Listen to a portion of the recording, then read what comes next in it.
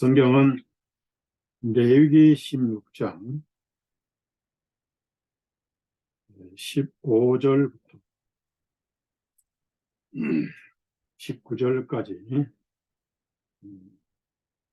읽겠습니다. 레위기 16장 15절에 19절입니다.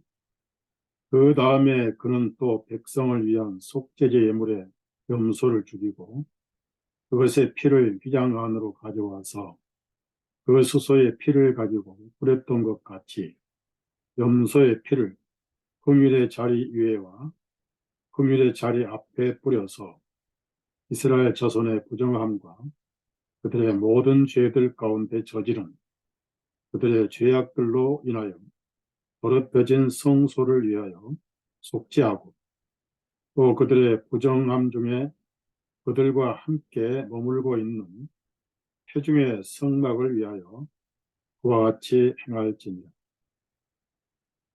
그가 성소의 속죄하러 들어가서 자기 자신과 자신의 집안과 이스라엘 온 회중을 위하여 속죄하고 나올 때까지 회중의 성막 안에는 아무도 없게 할 것이며 그는 주 앞 제단으로 나아가서 그것을 위하여 속죄하고 수소의 피와 그 염소의 피를 가져다가 제단 주위의 네 뿔들 위에 바르고 자기 손가락으로 그 피를 7번 뿌려 그 제단을 정결하게 하여 이스라엘 자손의 부정함으로부터 그 제단을 거룩하게 할지니라. 여기까지만 읽었습니다.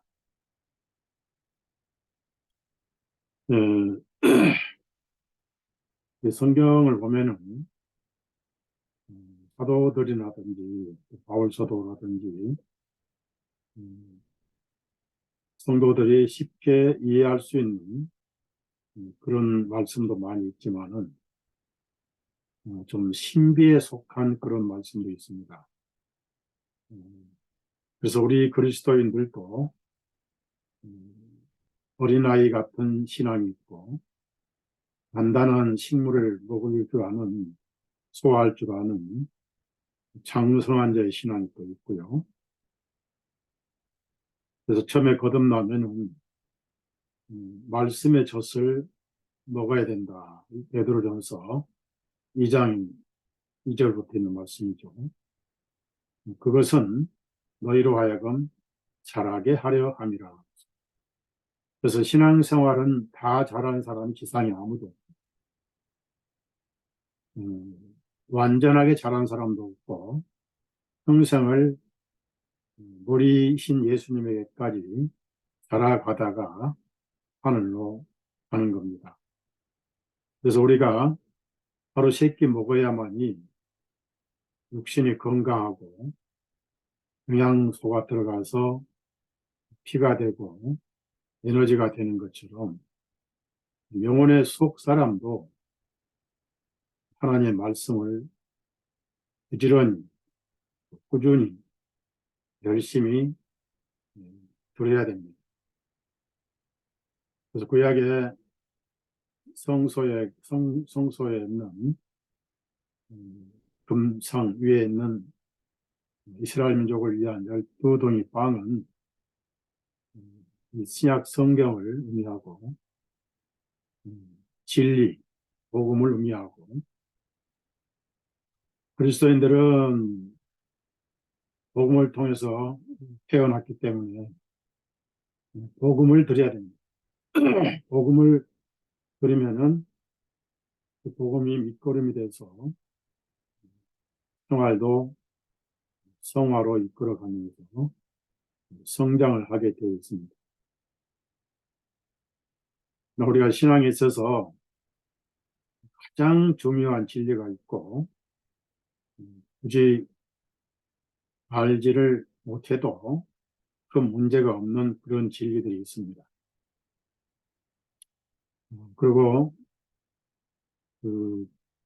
베드로가 예수님이 옷을 벗고 수건을 두르시고 배아에 물을 준비하셔서 발을 씻어 오실 때 베드로가 겸손한 척하면서 어떻게 주님께서 감히 제 아들의 발을 씻으십니까? 다른 사람 발은 씻을 수 있지만은 제 발은 절대로 씻지 못합니다라고 음, 겸손을 자랑을 했죠. 그때 예수님은 이것이 지금은 뭔지 모르지만 시간이 지난 이후에는 알게 될 것이다. 우리가 성경을 보면 궁금한 게 한두 가지가 성경의 하늘의 진리 예수 그리스도의 깊고 묘함은 측량할 수가 없죠. 그래서 알고 싶고 또 궁금한 것이 한두 가지가 아니지만 우리의 영적 수준에 따라서 말씀을 듣고 읽고 교제를 하다 보면은 오늘날 풀리지 않던 것들이 풀리고 예수 그리스도의 높이, 넓이, 깊이를 알아가는 겁니다. 그래서 성경이 무엇을 말씀하느냐 이것이 우리가 가져야 할 질문이고 성경은 무엇을 말씀하시느냐고요? 예수 그리스도를 말씀하시죠. 이게 답입니다. 우리는 그분의 것만 알고 그분의 깊은 가슴은 헤아리지를 못합니다. 평생을 알아가다가 알만하면은 하늘에 가게 되죠. 오늘은 성경에 예수님 하면은 여러 가지를 생각할 수가 있죠. 조직신학이라고 하고 뭐 신론이라고 그러고 뭐 기독론이라고 하는 그런 복잡한 지식과 교리를 떠나서 성경은 구원의 책이자 우선 예수님 이름이 구원자입니다.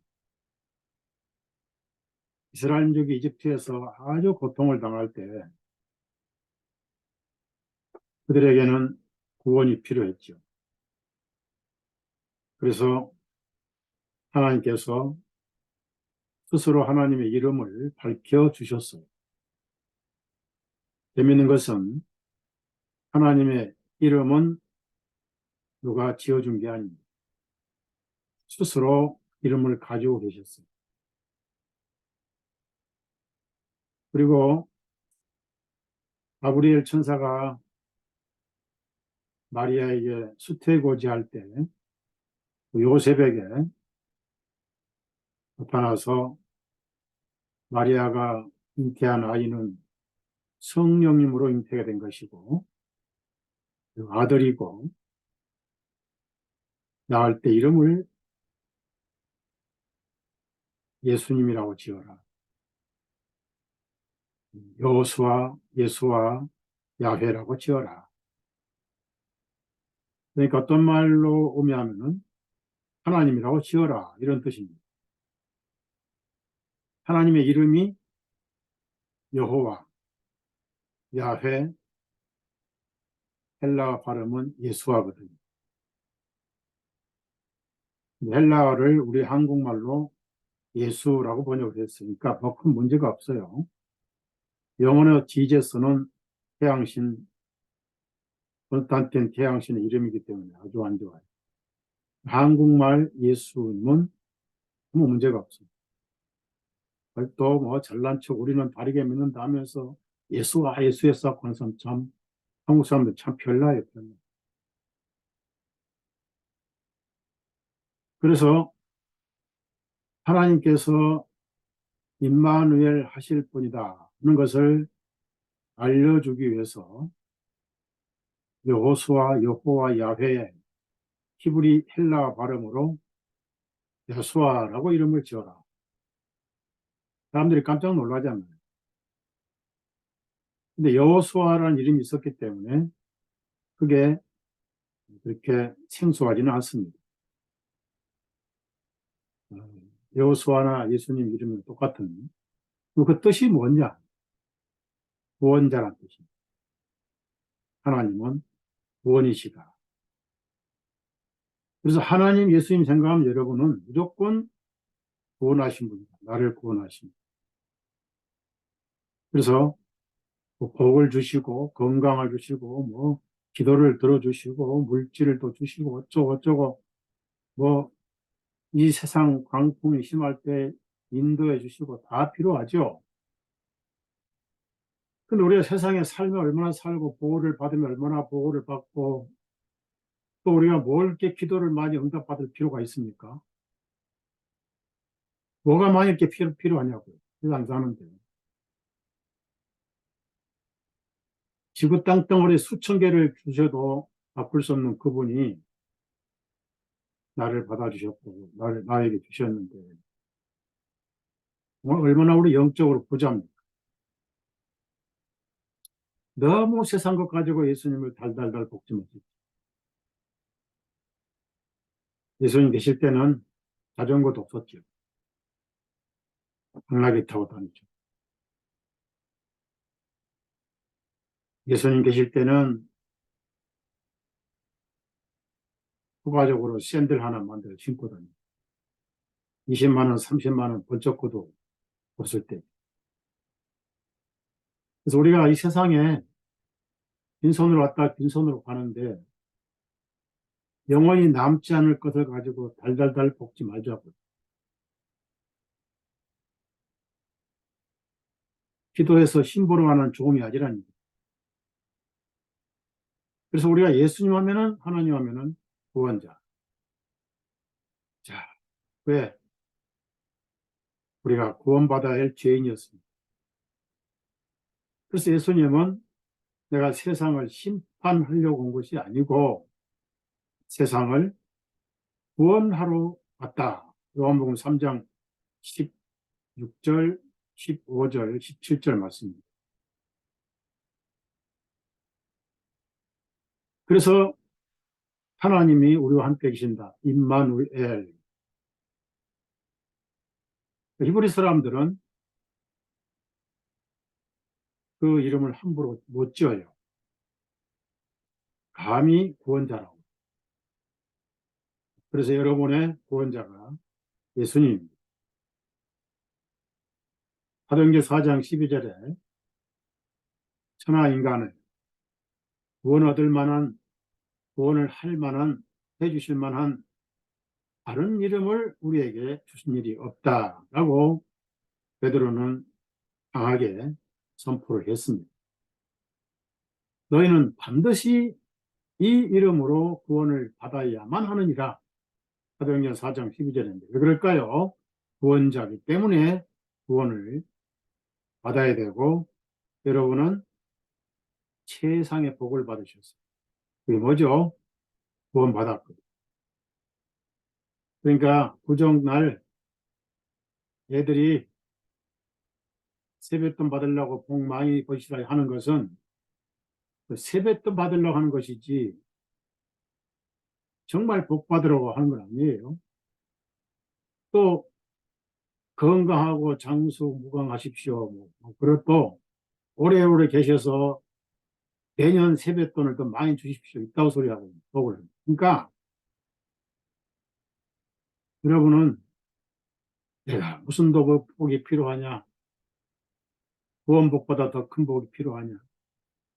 너희들도 구원을 받아야 되느니라 라고 응답을 하셔야 돼요. 사랑하는 여러분, 그러면 이제 구원하면은 뭘 또 생각을 해야 돼요? 우리가 신앙생활의 절대적인 핵심을 넘어가면 안 돼요. 건성건성 넘어가면 안 돼요. 바울 베드로는 항상 대답할 걸 준비하라 이런 말씀도 있어요. 당당하게 간증을 해야 됩니다. 내 말로 어렵다 안 받고 내 말로 정죄안 받을. 우리가 성령님 앞에, 예수님 앞에, 하나님 앞에, 하늘나라 입구에 천사들 앞에 정확하게 복음을 간증해야 됩니다. 구원자이신 예수님 나를 구원해 주셨습니다. 그래서 구원받고 여기 왔습니다. 그럼 구원자가 어떻게 구원하셨냐라고 물어볼 수 있다. 우리가 거기 간증을 해야 돼. 핵심이에요, 핵심. 많은 그리스도인들이 핵심을 넘어가요. 어물쩍 넘어갑니다. 오늘날, 지난 주일날도 얘기했지만은, 교회들이 교회 사업을 합니다.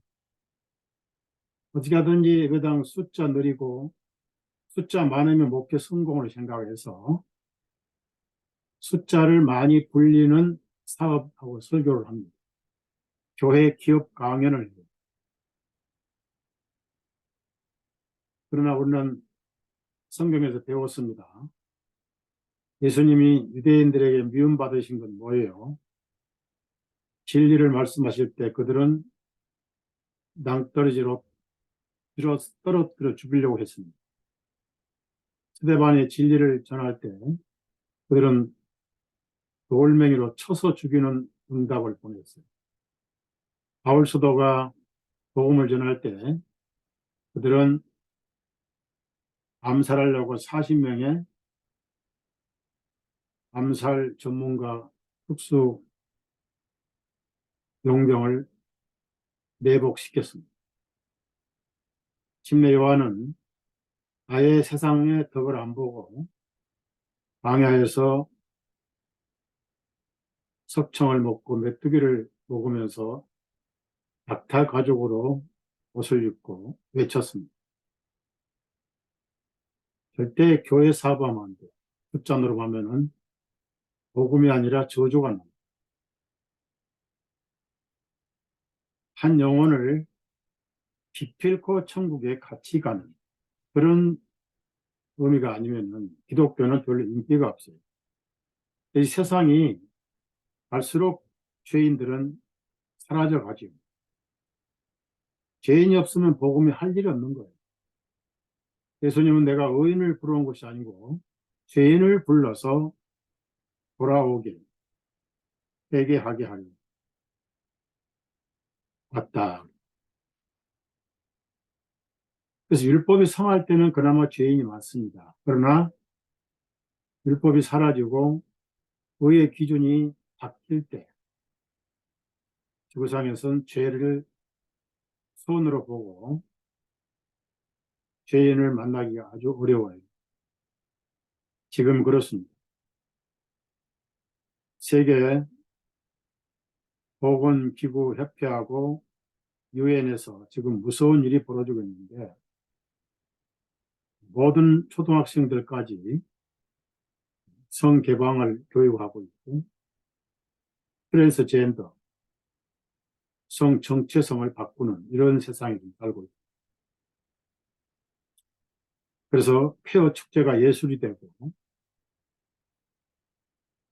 성소수자 인격을 무시했다 해서 처벌받고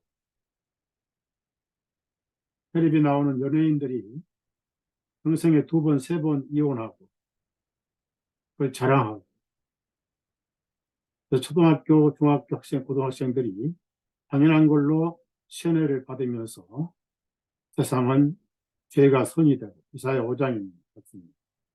선을 악하다고 악을 선하다 하는 세상이 돼버리니까 구원자가 하실 일이 없더라. 그러면 죄인을 구원하셔야 됩니다. 여러분은 그나마 양심이 좀 민감해서 하나님 말씀 듣고 죄인이란 것을 시인하셨죠. 시인하셨기 때문에 복음이 믿어진 거지 시인했다고 해서 구원해 주신 건 아니에요. 그러나 죄를 모르면 죄 사함도 없습니다. 병이 없다는데 병원 갈 일도 없고 치료받을 일이 없잖아요. 그래서 구원자 구원.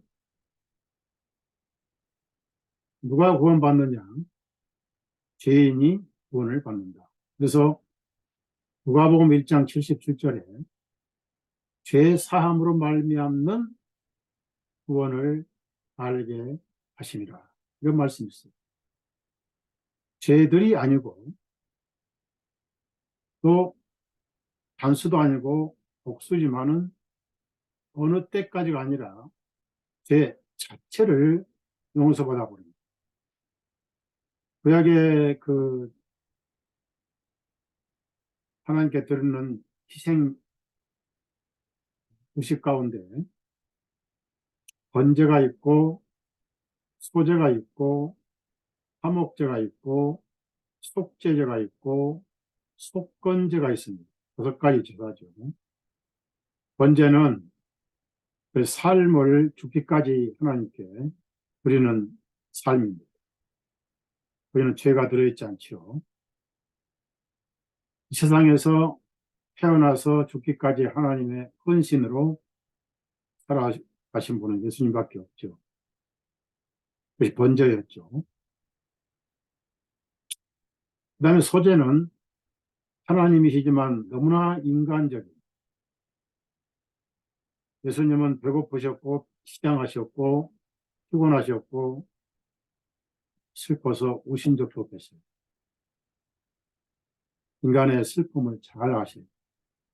쓰라리게 처절하게 가난한 아픔도 깊이 겪으셨어요. 돈 없는 목수 요셉의 집안에 하나님이 오셔서 밑에 남동생만 넷이나 있고 여동생도 몇 명 있는데 먹을 게 없어가지고 늘 동생들에게 양보하시고 침이나 꿀꺽 삼키시면서 그 하나님께서 가난한 집안에 오셔서 여러분이 얼마나 쪼들리고 가난한 아픔을 잘 아셔야 했습니다. 예수님은 병은 안 드셨지만 병자들의 고통을 너무나 잘 아셔요. 그 다음에 인간의 죄의 본성이 끈질기게 뿌리를 내리고 독초같이 괴롭히는 것도 잘 아셔요. 그분은 죄를 알지도 못하시고 죄는 없으시니라 이런 말씀이 여러 군데 나옵니다. 근데 가장 중요한 것은 죄의 싹은 사망인데 그 사망이 그냥 한 줌이 흙이 되고 끝이 나면은 구원이 필요 없죠. 이 지구상에 모든 식물도 곤충도 생명체, 짐승도 가축도 사람도 새도 돌에 다니는 기어다니는 생물들까지 죽음이 있습니다. 사람이 죄를 지어서 사람에게 주신 선물까지 전부 죽음이 온 거예요. 그래서 그들이 한식한다라고 나와 있습니다. 근데 사람은 이 세상의 모든 동물, 생물들이 갖지 않는 특수한 존재가 있어요. 그것이 영이라는 존재가 있습니다. 영. 영은 육신을 떠나면은 하나님께 비소 본능으로 가야 할 그리스도인들이 있고, 의의 빛이 너무 찬란해서 땅에서 그걸 처리 못하고 하늘에 가까이 갈수록 지옥보다 훨씬 고통스러운 고통이 양심을 때려요. 그래서 포기하고 지옥으로 가는 것이 더 편할 거예요. 죄가 그렇게 무서운 겁니다. 영혼은 죽음이 없어요. 영혼은 시공간이 필요 없어요. 그래서 그 죄의 싹이 사망인데 무서운 것은 둘째 사망, 영원한 유황불 고수란. 하나님의 한편만 생각하면 잔인하신 분 같지만은 잔인하신 것이 아니고, 첫째 하나님은 너무 거룩하시고, 그래서 거룩한 자가 아니면은 거기 갈 수가 없죠. 천국은 거룩한 나라. 그리고 어디로 가야 돼요? 세상에 돌아다니니까 지옥에 가도 돼, 요한불에 가다 버립니다. 그걸 둘째 사망이라고 합니다. 근데 누가 하나님께서 사람을 지옥에 보내려고 처음부터 만드신 건 절대 아닙니다. 마태복음 24장을 보면 그런 말씀이 있어요. 마귀와 그 사자들을 위해서 예비된 영영한 불이라고 했습니다. 절대 세상 사람을 지옥에 보내시려고 지옥을 만드신 건 아닙니다. 그러니까 마귀와 그 사자들, 타락한 천사들이기 때문에 지옥이 클 필요가 없어요. 근데 사람들이 너무 마귀를 쫓아다니고 사니까 지옥이 점점 넓어진다. 이사야에 그런 말씀이 있습니다. 하나님 마음은 공의와 똑같이 사랑이 넘쳐요. 그래서 사람의 영혼이 죽지도 않고 늙지도 않고 요한불에서 영원히 신음을 그 비명을 지르는 것을 보시고 마음이 편안하시겠어요? 그러나 지옥에는 하나님 손이 닿지 않는 것입니다. 그래서 구원을 해 놓으신 거예요. 누구도 구원자의 구원에서 빠진 사람은 없습니다.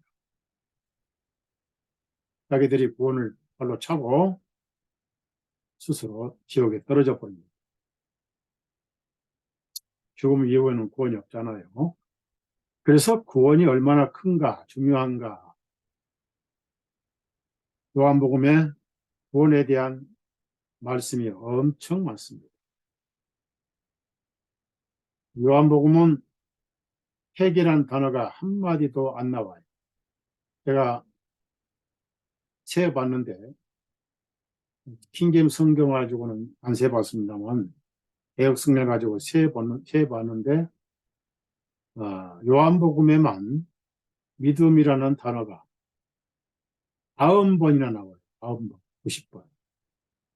그럼 믿음이란 단어가 90번 나온다. 그 얘기는 뭐냐면, 사람은 구원을 받기 위해서, 무것도 할 수도 없고, 할 것도 없고, 완전히 예수님 혼자 다 해놓으신 거예요.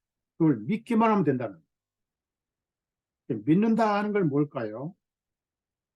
믿는다는 것은 시인한다는 거하고 인정한다는 거하고 차원이 다릅니다. 시인하는 것은 자복을 의미하고 믿는다는 것은 완전히 맡겨버리는 거예요. 여러분, 걱정할 일이 있는데 그 일이 잘 풀렸다. 그러면 마음 났다 그러잖아요. 마음이 붕 떠 있는데 그게 풀려서 이제 마음을 놨다. 그럼 누구 품에 놔야 됩니까?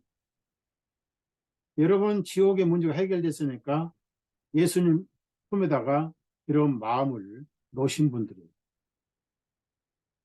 더 이상 마음을 벌써 드러내지 마십시오. 예수님 책임져 주신다.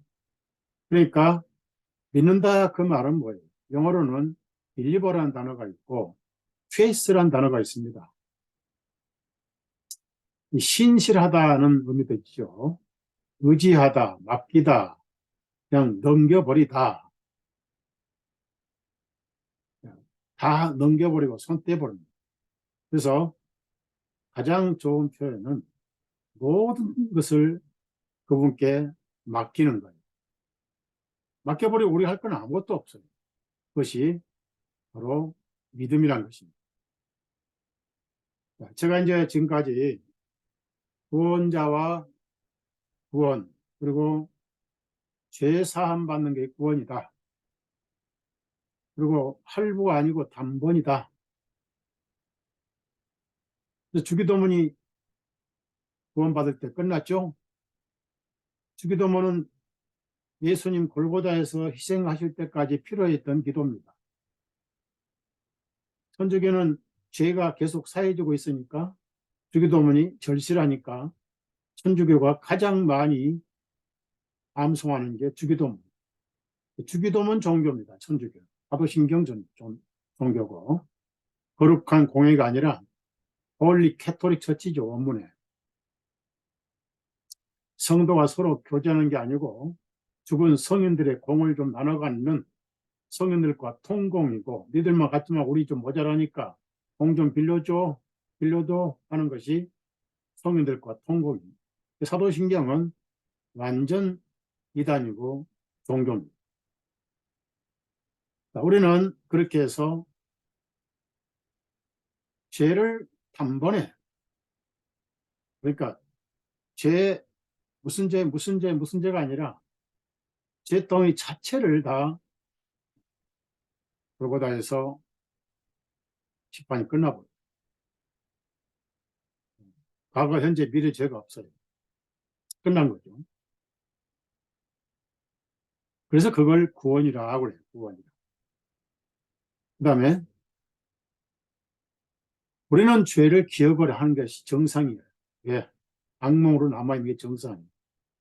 그래야 그걸 거울 삼아요. 우리가 살아가면서 처음 운전한 사람은 사고 내죠. 사고 안 나고 잘 운전할 때는 이제 교만에 빠져가지고 아무데고 운전대를 획획 들다가 한번 사고 크게 나면은 그때야 정신을 차리고 운전대를 애기 다루듯이 조심하면서 싸다 보면 사고가 안 나요. 실패는 성공의 어머니라고 그랬어요. 그러니까 그리스도인들이 죄는 사함받고 하지만은 그 죄가 가끔 기억이 나고 아픔을 가져야, 아, 내가 그것 때문에 이렇게 괴롭고 아픈데 내가 또 이런 죄를 지어야 되겠냐. 거꾸로 성령님의 열매를 맺어야지.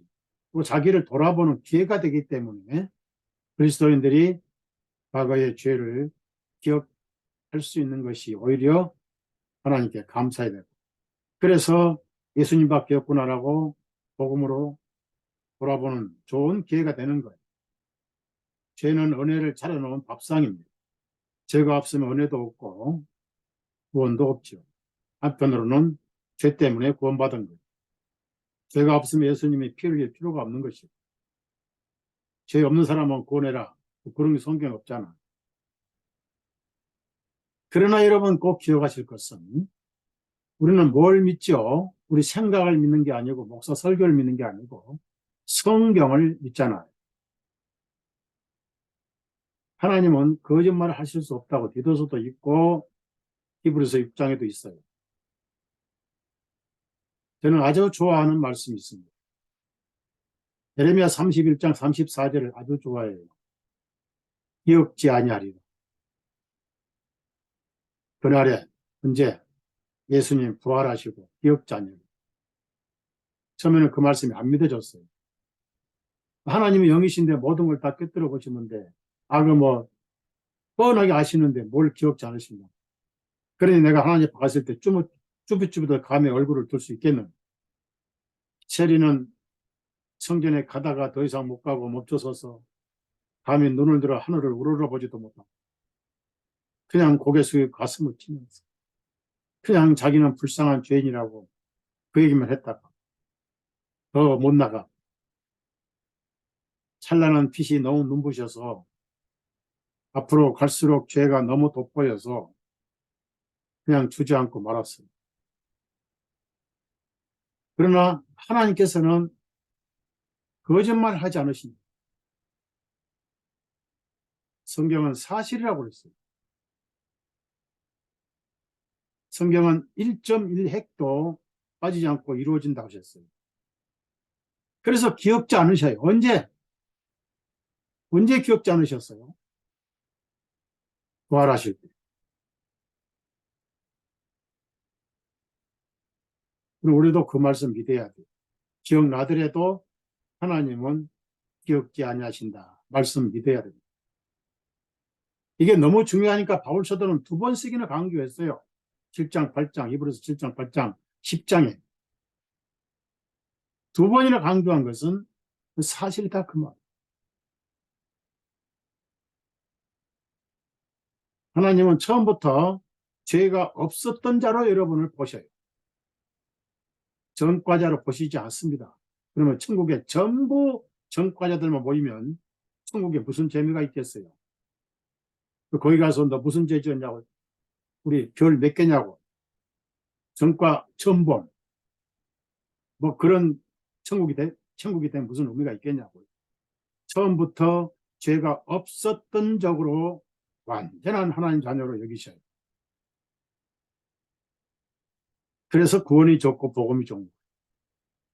자, 그러면 이제 더 중요한 핵심이 있잖아요. 네, 여러분, 제가 이걸 강조를 하기 때문에 이 구절은 읽어야 되겠어요. 오랜만에 성경 찾네요. 히브리서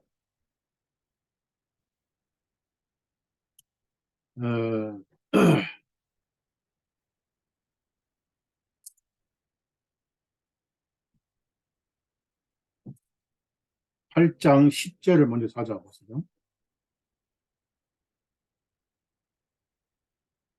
12절. 시간상 제가 가능하면 그냥 설교를 하고 성경 찾는 것은 좀 지양할게요. 히브리서 8장 12절입니다. 이는 내가 그들의 불의에 대하여 긍휼을 베풀고 그들의 죄들과 그들의 불법들을 내가 더 이상 기억하지 아니하리라.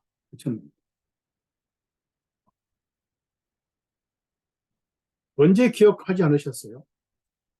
자, 여기에 대한 힌트가 구약에 있습니다. 저는 그 구약을 공부하면서 이 말씀이 더 확실해졌어요.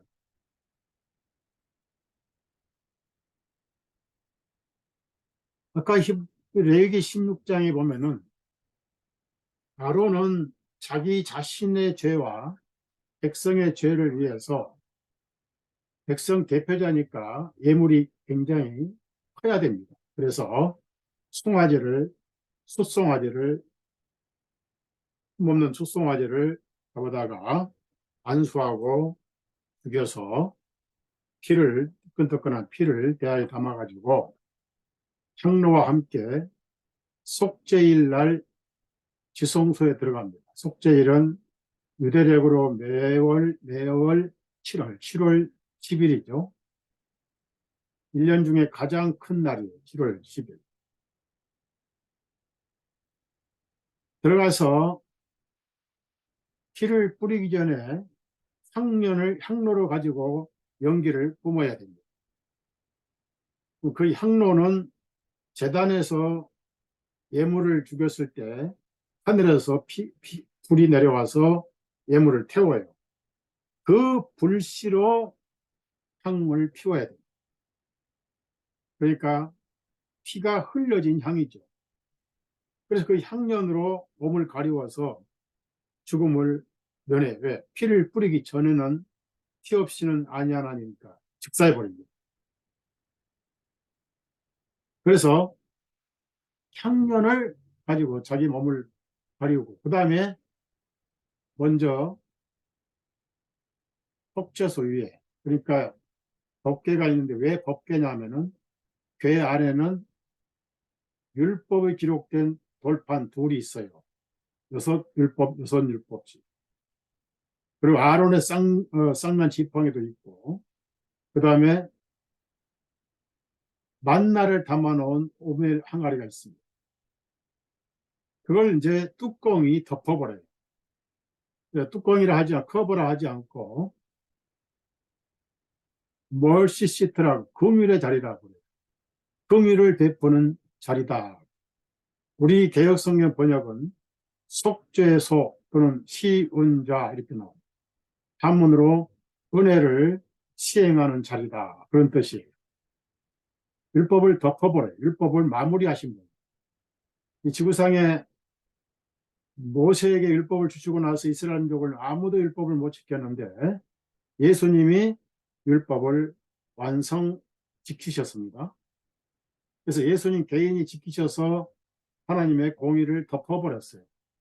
그 시은 자는 예수님을 의미합니다. 예수님 안에는 하나님이 계시고 동시에 예수님 은혜가 계세요. 은혜와 진리가 충만하더라라고 바로 침례 요한이 발표를 했잖아요. 거기다 피를 한 번 뿌려요. 하나님은 한 번 피를 보시면 돼요. 하나님은 눈을 의미하는 양쪽에 천사들이 내다보고 있어요. 그룹들이. 두 증인, 하나님과 예수님 두 증인이에요. 요한복음에 그런 말씀하셨어요. 내가 증인이고 내 안에 하나님이 증인이다. 두 증인. 예수님 장례식도 아리마대 요셉과 니고데모 두 증인이 확실히 예수님이 죽으신 것을, 기절하신 것이 아니고 확실히 돌아가신 것을 장례를 치르면서 증언한 겁니다. 두 증인. 둘씩 전도를 보내셨죠. 사탄도 모방해서 몰몬교들은 둘씩 아파트 찾아다니면서 뭐 어쩌고저쩌고 하죠. 여호와 증인도 마찬가지입니다. 그렇게 해서 앞에는 7번을 뿌려요. 항상 7은 완전 숫자입니다. 사람들은 의심이 많으니까 완전하게 속죄가 끝났다라고 7번을 뿌려요.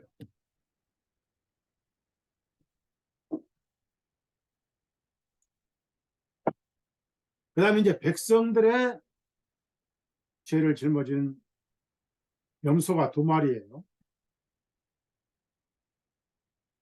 항상 하나님의 공의가 먼저 이루어져야 돼요. 한 마리를 먼저 피를 흘려야 돼요.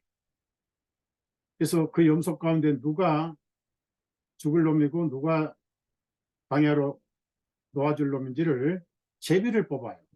제비는 여호와께 속해 있습니다. 뽑힌 놈을 먼저 죽여서, 칼을 죽여서 피를 빼서 이제 백성들을 위해서 기성소에 또 들어가요. 또 향로를 가지고 가야 돼요. 그래서 염소 피를 속죄소 위에 또 한 번 뿌려요.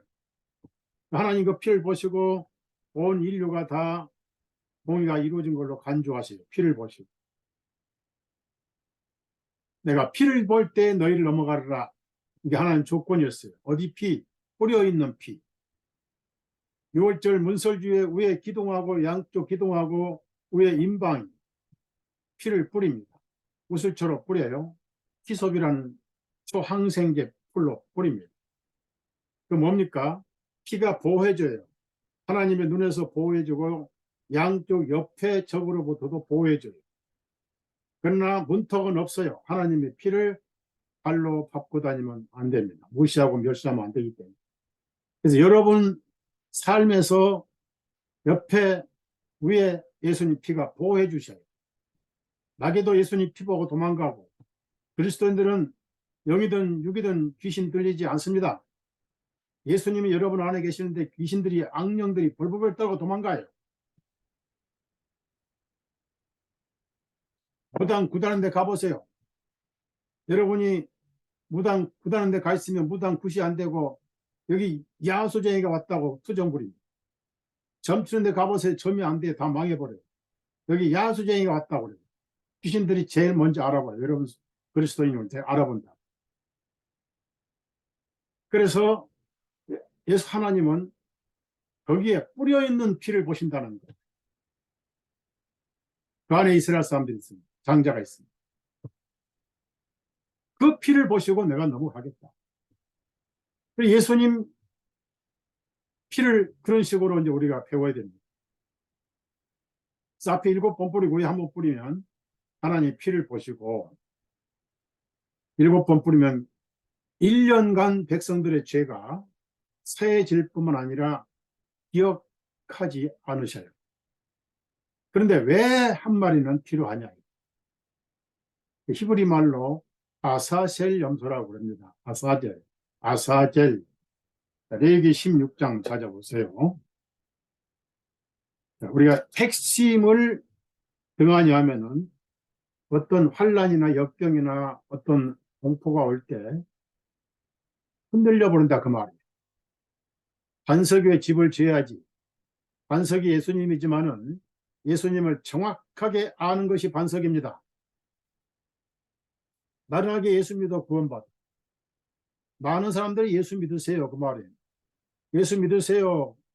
그걸로 끝나야 되는데, 예수 믿으세요 하는 것은 우리 교회 오세요. 와서 헌금 많이 내세요. 숫자 많이 불러주세요. 예수 믿으세요 하는 것은 어느 교회 나가세요. 같은 욕이 있다고 했어요.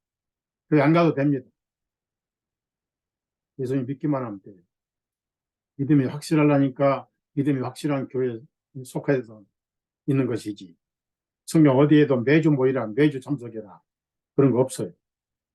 없으면 말 말고.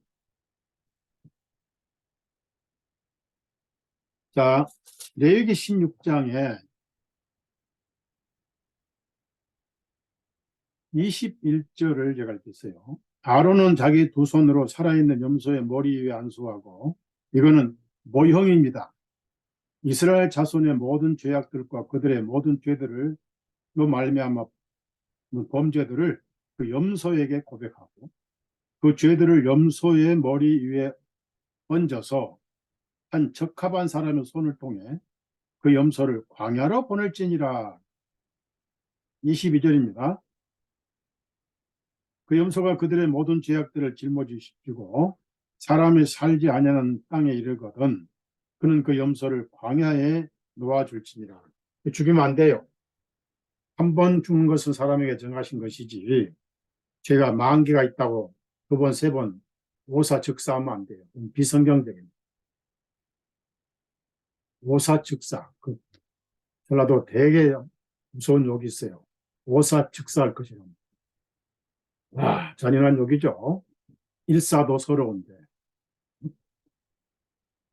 자, 그래서 염소가 죄를 짊어졌어요. 아까 한 마리 짊어지고 죽었는데, 피를 흘렸는데, 왜 또 죄를 또 짊어져야 되고, 또 그 염소를 죽이지는 않고, 피는 안 뿌리고, 사람이 안 보이는 곳으로 놓아줘야 되냐, 그 말이에요. 사람이 안 보이 가면은, 염소가 눈에 안 보이면 죄가 안 보이잖아. 죄가 안 보이면 이스라엘 죄가 안 보이니까 심판이 없잖아. 예수님의 희생하심과 피 흘리심과 피 뿌리심과 부활하심에 대한 두 가지 사역을 두 염소로 하나님께서 미리 모형과 그림자로 보여주신 거예요. 자, 여기서 가장 핵심이 피입니다. 피. 우리는 곧 죽어도 히브리서 9장 22절 말씀은 어찌 잊을 수 있겠습니까? 여러분은 광복절을 몰라요. 지금 80대, 90대 어른들이나 광복절 알지. 광복절이 뭔지 몰라. 그래서 광복절을 다르게 해석을 합니다. 헐벗고 굶주린데 백화점에서 생일 선물로 옷을, 비싼 옷을 선물 받았다. 그 광복절이죠. 죄수가 감옥에 가서 석방되면 광복절. 고시 공부하던 애가 서울대 들어가면 광복절이에요. 왜곡돼 버렸잖아요. 6.25도 몰라요. 보릿고개가 뭐예요? 아리랑 고개도 모르는데. 그래서 그 죄를 짊어지고 광야에 가보면 영원히 안 보여요. 예수님 부활하심으로 말미암아 하나님 마음속의 죄도 전부 지워져 버렸고,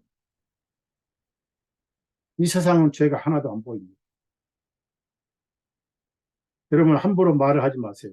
내가 미운데 저놈은 왜 안 죽고 저렇게 빨빨 살았어? 그러면서 말을 함부로 합니다. 아이고, 하나님 저런 놈은 왜 안 데려가시느냐고 그러는 거예요. 하나님 뭐라고 그래요?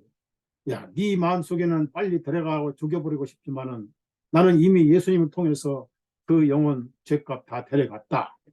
그러니 또 데려갈 필요가 뭐 있느냐? 목숨이 두 개냐? 내 가슴 속에 들보나 볼지니라. 하나님 말씀은 그렇게 하실 거예요. 피를 뿌립니다. 앞에 7번. 자, 그러면 오늘 중요한 핵심은 확실히 하고 가자. 안석유의 믿음의 집을 짓고 가자라고 제가 말씀드리는데요. 왜 속죄소의 피를 뿌려야 되는가? 여러분, 바울 사도가 로마서 3장 20절에 율법으로는 죄를 깨달음이라. 법이 없으면 죄도 없다 이런 말씀도 있습니다. 율법이 더한 것은 범죄를 더하게 하렵니다. 범죄란 말은 죄를 더 많이 지으라는 뜻이 절대 아닙니다. 죄가 더욱 크게 보인다, 무겁게 보인다, 많이 보인다, 그런 뜻이에요. 그래서 죄가 많은 곳에 동시에 은혜가 더 넘쳤다, 이런 말씀입니다. 율법이 있는 곳이 뜰도 아니고 성소도 아닙니다. 뜰 제단에도 피를 흥건 안으로 밖으로 뿌리고, 또 성소에 들어가서 휘장 앞에 또 피를 1년에 한 번씩 뿌리고, 창단에도 1년에 한 번씩 피를 뿌리지만은, 여러분이 성경 공부해 보시면 알겠지만은, 뜰에도 성소에도 율법이 없어요. 율법이 있는 곳에 피를 뿌려야 돼. 율법이 어디 있다고 그랬죠? 법궤. 공의가 있는 곳에 죄가 있는 거예요. 법궤 안에 하나님의 공의의 바로 핵심 골자 10계명이 들어있습니다. 그 10계명 안에 모든 죄 613가지 아니라 뭐 700 몇십 개라고 그러더만요. 이번 문헌에 보니까. 그 율법판이 있는 그 위에 예수님은 율법을 이루셔서 시은자가 되고 속죄소가 되셨지만은, 거기에 피가 뿌려지지 않으면 인류는 아무도, 모세도 엘리야도 요한도 하늘나라 못 들어갑니다. 마리아도 못 들어, 아론도 못 들어. 그 속죄소 위에 속죄소이신 예수님이 자신의 피를 뿌린 거예요. 율법이 있는 곳에. 거기서 한 번으로 끝났는데, 율법은 매년 속죄일마다 피를 뿌려야 돼요. 그래서 예수님 히브리서 보니까 자주 고난을 받을 필요가 없으셨다. 히브리서 가장 많은 용어가 단 한 번에, 단 한 번에. 히브리서 주제를 저는 단번 속죄다, 이렇게 명명한 적이 있습니다. 자, 결론은 뭡니까? 율법이 있는, 공의가 있는 곳에 죄가 성립된 곳에 피를 뿌렸다. 이 모든 것은 그림자였습니다. 그림자. 자, 히브리서 8장을 봅시다. 히브리서 8장.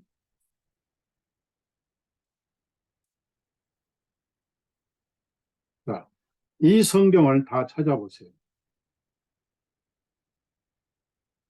5절에 그들이 섬기는 것은 하늘에 있는 것들의 모형과 그림자라.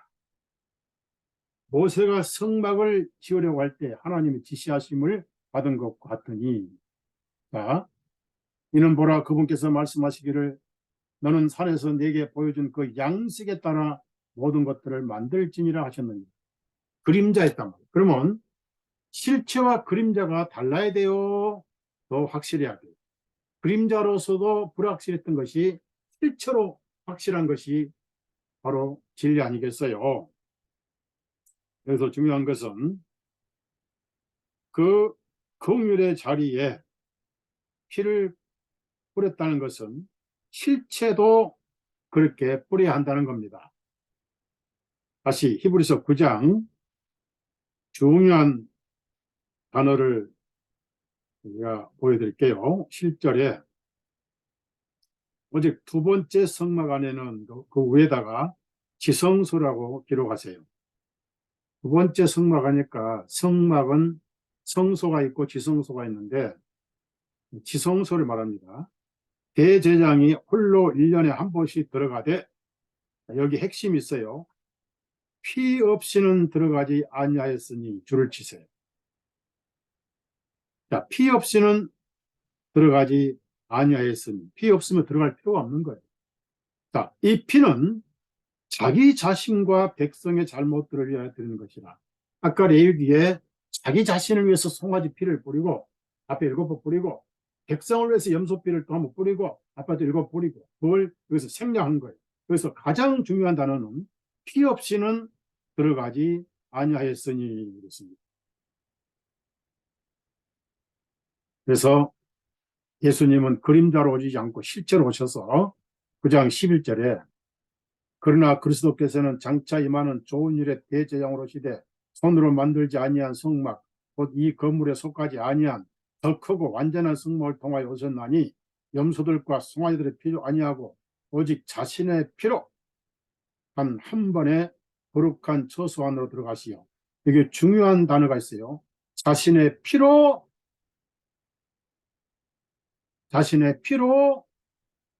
한 번에 거룩한 처소 안으로 들어가시오. 그러니까 자신의 피로 하늘에 들어가셨다고 했습니다. 그러니까 피 없이는 아니하나니 말씀과 이 단어를 연관시켜 보세요. 피 없이는 지성소에 들어갈 수 없나니 그 지성소는 하늘 지성소의 모형이었나니 그러면 하늘 지성소도 자신의 피로 들어가셔야 된다 그 말이에요.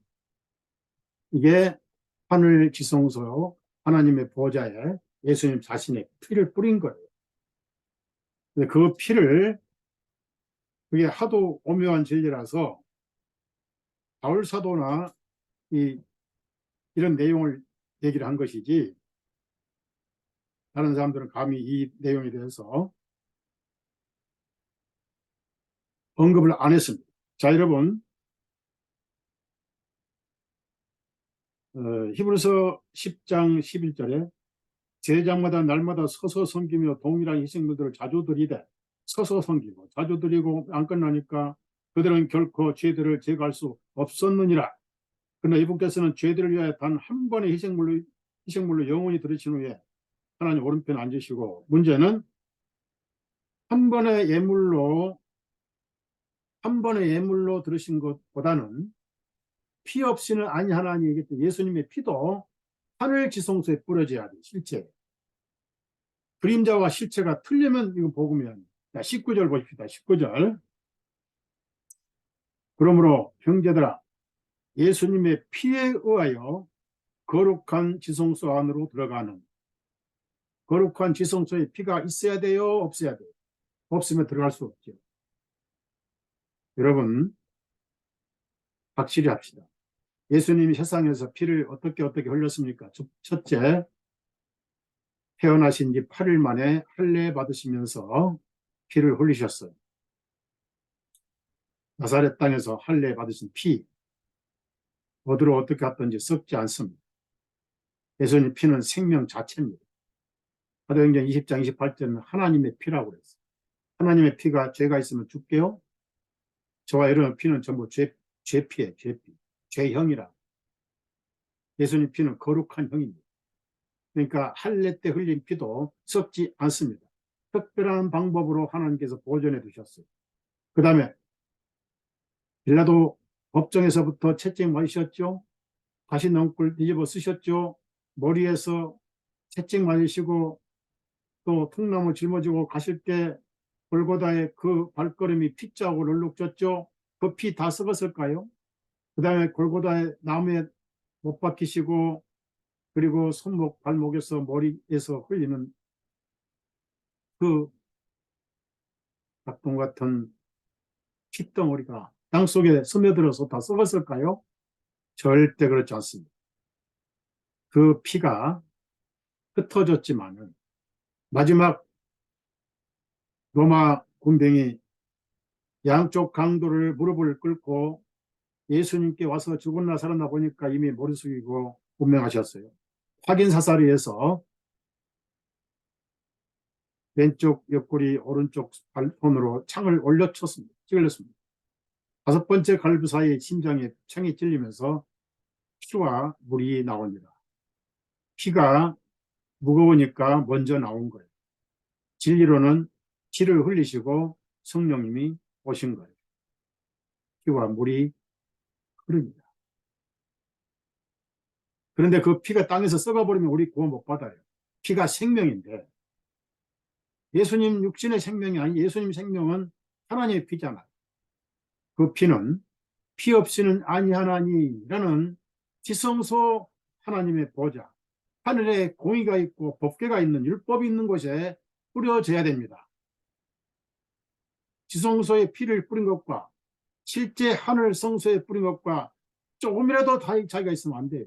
뿌려져야 돼. 뿌려져야 돼. 그래서 히브리서 12장 24절에 뭐라고 그랬어요? 새 언약의 중보이신 예수님께와 아벨의 피보다 더 좋은 것들을 말씀하시는 뿌린 피에게입니다.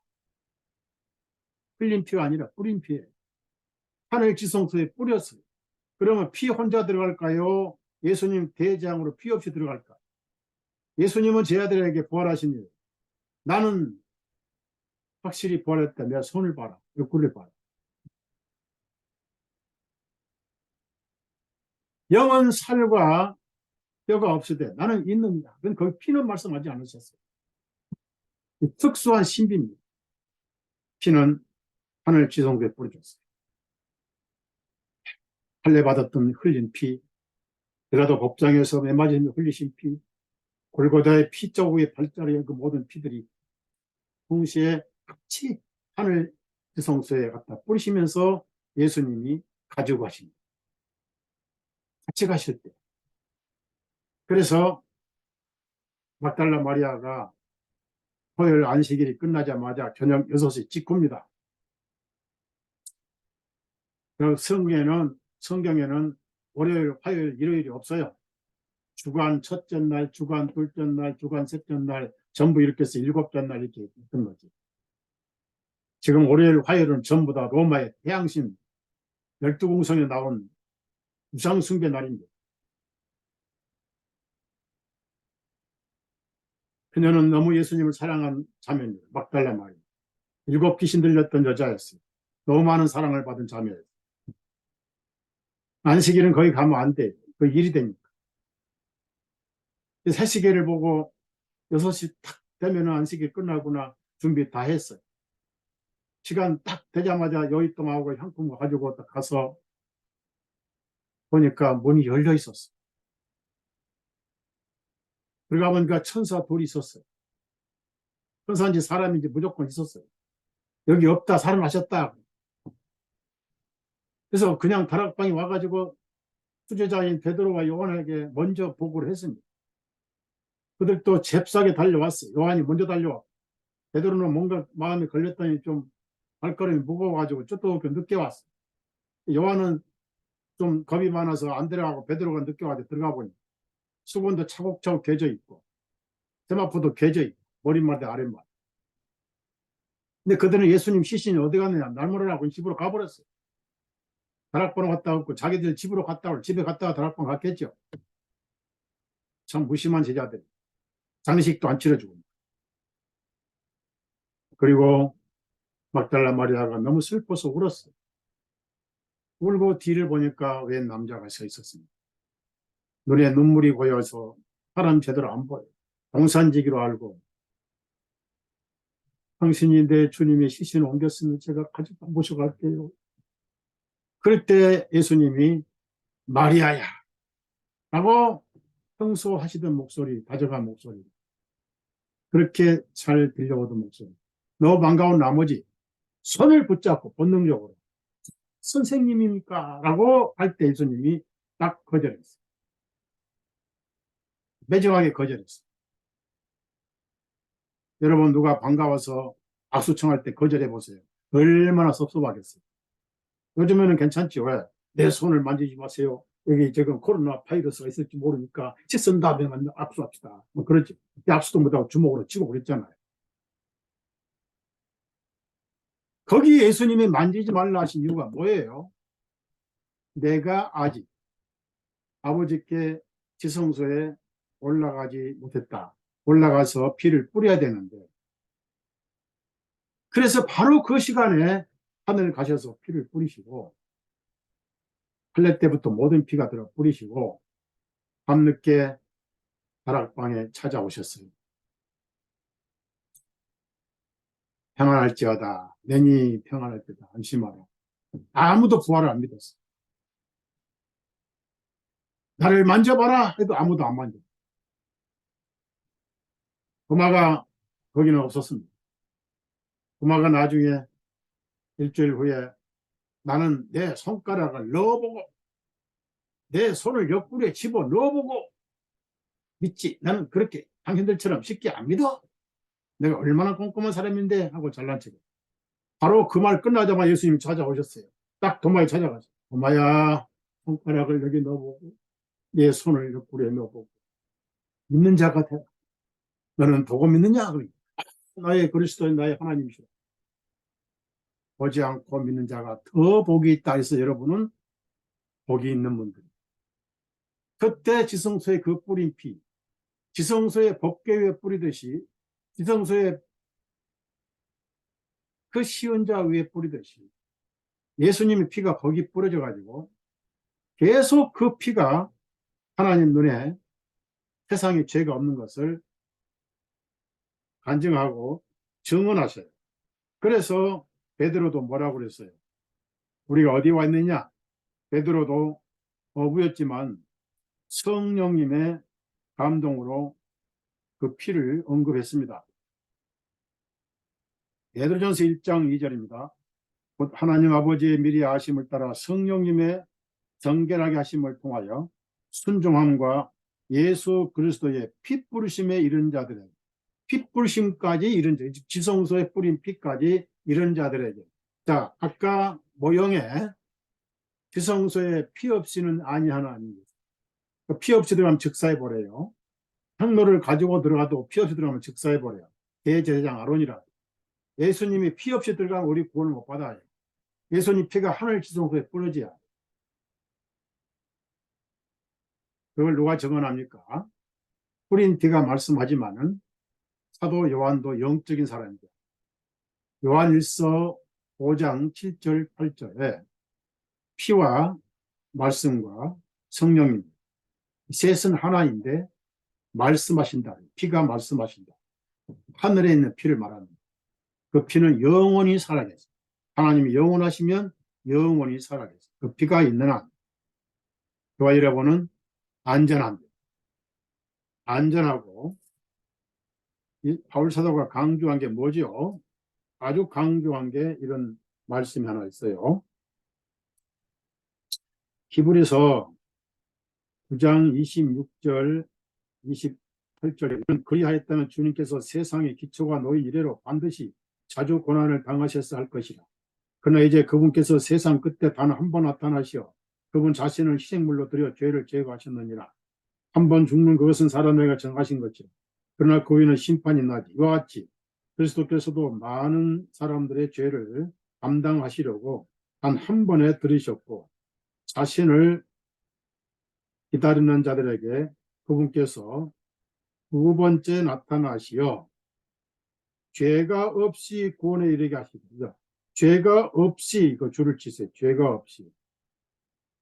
죄가 없는 상태로 부활을 하신다는 영원 구원을 이미 받았고. 그러니까 지금 죄가 없는 거예요, 여러분. 그래서 성도예요. 고린도전서 1장 2절이 무슨 말씀이죠? 예수 그리스도로 거룩하여지고 성도라 일컫는데 고린도 교회가 개판이지만은 믿음으로는 완전히 개판이 아니라 의인판이, 성도판이.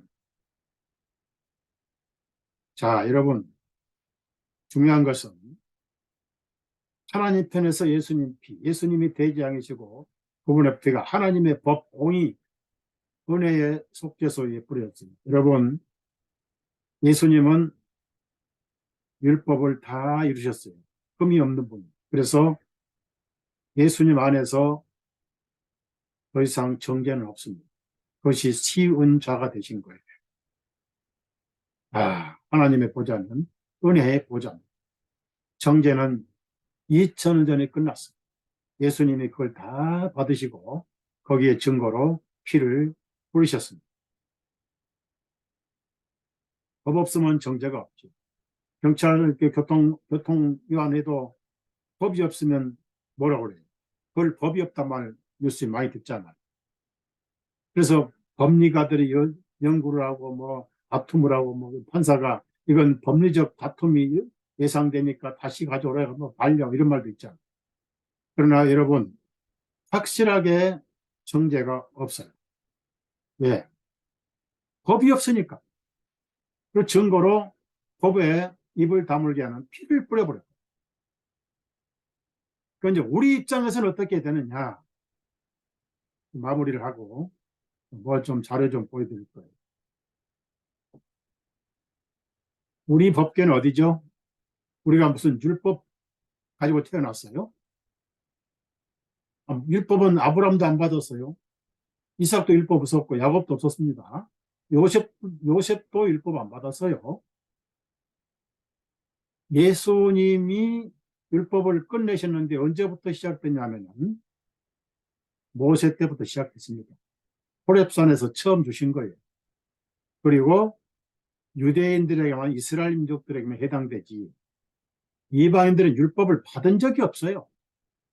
율법 없는 이방인이, 고린도전서 로마서 2장 14절이잖아요. 율법 없는 이방인이. 그럼 뭐죠?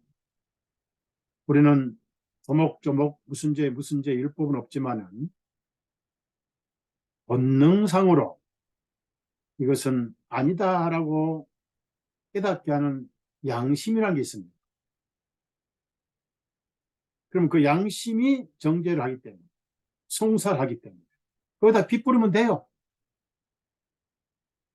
그러니까 우리 양심에 뿌리는 것은 계속됩니다. 생리적인 피를 뿌리는 게 아니에요. 하늘 지성소에 뿌려진 피를 믿는 거예요. 믿는 것이 피 뿌림을 받는 거예요. 얼마나 쉬워요. 양심의 송사가 끝나버려요. 그래서 찬송이 있잖아요. 복중의 메인 몸이나 양심은 자유하도록. 그래서 송사가 끝난 거예요. 예수님 피 때문에 쉰다. 이게 뭐예요? 히브리서 4장 16절 말씀 아니에요? 그 보좌는 진정한 은혜의 보좌가 됐다.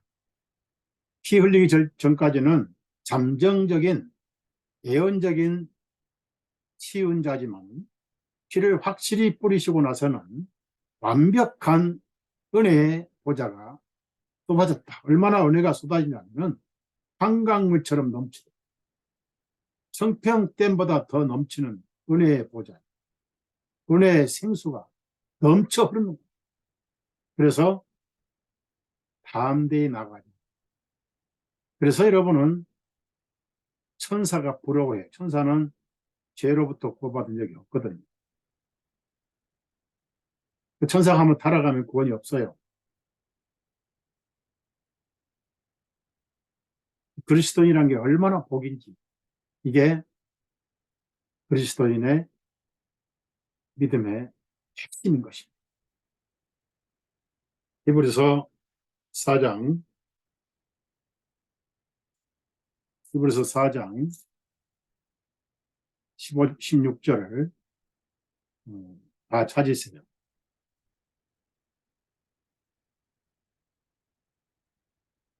그러므로 우리가 긍휼을 얻고 필요한 때에 도우시는 은혜를 얻기 위하여 그 은혜의 보좌로 담대히 나아가요. 그래서 담대히라는 단어를 넣어준 거예요. 자꾸 죄 때문에 비적비적하고 미적미적하니까 그러지 말라고, 당당하게 하라고. 휘장이 찢겨질 때 성소와 지성소가 다 없어져 버렸어요. 예수님이 찢어버려요. 하나님 찢어버려요. 그래서 그 찢겨진 지성소로 담대하게 들어가라고 19장 20절 나와 있잖아요. 자, 마무리하면서 그 진리를 우리 마음에 뿌림받는 게 믿는 거예요. 그래서 10장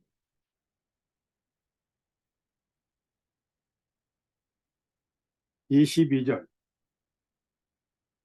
그래서 여기도 뿌린다는 단어가 나온 거예요. 하나님의 법칙입니다. 아,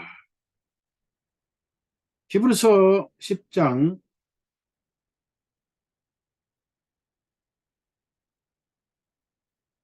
21절 22절입니다.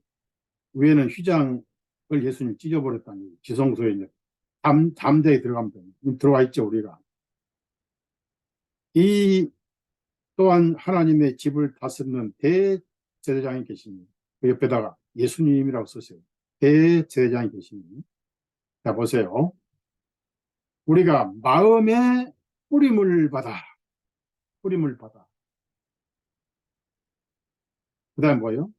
마음의 뿌림을 받으니까 어떻게 된 거예요?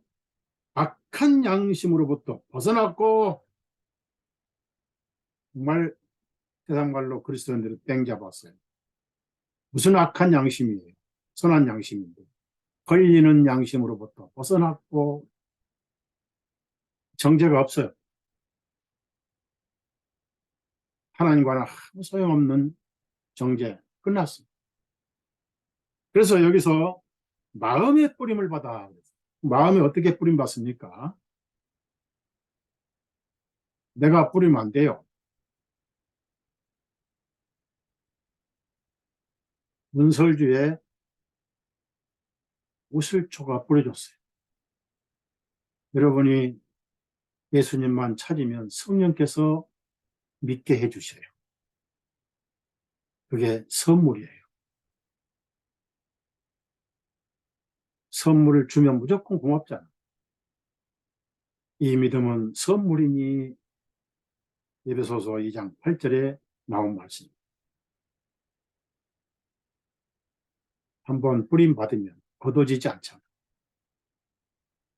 마음의 뿌림을 받아 악한 양심으로부터 벗어났고, 이것이 양심의 자유, 양심의 평안. 오늘 이 문제, 여호와 야훼, 여호수아, 예수와, 야수와 구원자. 구원은 죄인을 구원하시는데 영혼 구원까지 다. 죄가 있는 본성, 마음, 양심, 혼까지 다 구원하셨고, 이제 신분상은 머리카락부터 발가락까지 거룩한데, 땅에서는 우리가 흙에 속해서 돌려줘야 되기 때문에 거룩한 상태에 있다가 흙으로 돌아가지만 어느 날 거룩하기 때문에 흙이 머리카락이 다 부활한 날이 온다. 야, 그때는 탈모도 없고 얼마나 좋아요. 안경도 필요 없고 임플란트도 필요 없고 부활의 날이 기다려. 완벽한 거룩한 하나님 자녀. 그래서 결론이 뭡니까? 우리의 몸이 정결한 물로 씻겼나니, 여기 이제 씻느라는 의미는 한편으로는 씻는다는 의미가 있어요. 구약 이스라엘 민족들의 정결례를 여기서 인용한 겁니다. 자, 믿음의 충만한 확신 가운데서 진실한 마음으로 나아가자. 엄마 품에 달려간 아기처럼 나아가자. 자, 그렇게 이렇게 믿음 안에서 우리가 확신을 누리면 세상이 어떻게 돌아가든 두려워할 게 없어요. 전쟁이 나든 말든 이제 이달에 코로나 격리 제도를 이제 폐지하겠다는 많이 죽여놓고 대한민국 5천만 가운데 약 4천만이 백신을 맞았어. 면역이 다 떨어졌어. 그래놓고 이제서 다 끝내. 그러나 걱정하지 마세요. 예수님이 계시면은 걱정할 게 아무것도 없어. 여러분의 아픔, 여러분의 눈물은 전부 예수님 눈물. 그래서 당당하게 하나님 은혜를 누리고 살아가셔야 되고, 그 뿌린 피는 지금도 여러분을 보호하시고, 예수님은 피를 의지해서 저와 여러분의 중재자가 되신 거예요. 모든 핵심은 피입니다. 그래서 피 흘림이 없은 즉 죄사입니다. 피가 어디로 갔어요? 흘려서 하늘 지옥에 뿌렸다 합니다. 그래서 뿌린 피에게로 우리가 와 있다. 우리는 그 진리를 믿음으로, 그러니까 피가 어디서 흘리고 어디 얼마 흘리고 어디 흘리고 피가 지성 어디 뿌리고 이건 몰라도 돼요. 그냥 예수님 한 번만 믿고 내 모든 걸 맡겨버려요. 그러면 구원은 끝나고 안전 보장이 되는 거예요. 그런 지식이 없어도 돼요. 그보다 한쪽 강도가 뭐 그런 지식을 알았어요? 세례도 그런 것도 모르고 그냥 세례도 없이 그냥 평생 직업이 강도. 다행히 이름이 없어서 참 다행이에요. 원래 죄패에다가 예수님은 죄는 뭐예요? 유대인의 왕 나사렛 예수라고 썼잖아요. 그럼 그 강도들도 죄패가 있다고요. 근데 성령께서 성도니까 이름 안 쓰게 안 밝힌 거예요. 여러분은 성도예요. 의로운 성도예요.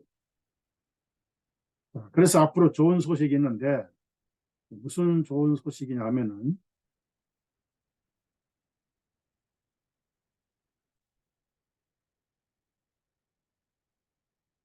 어,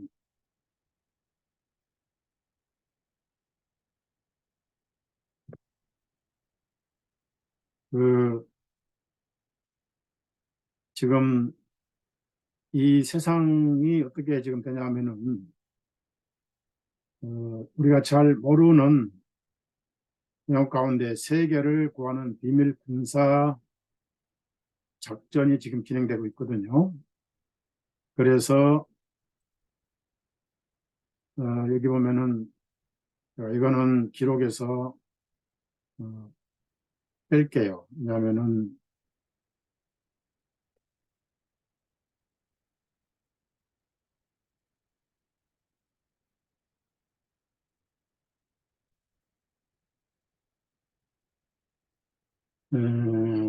잠깐만요.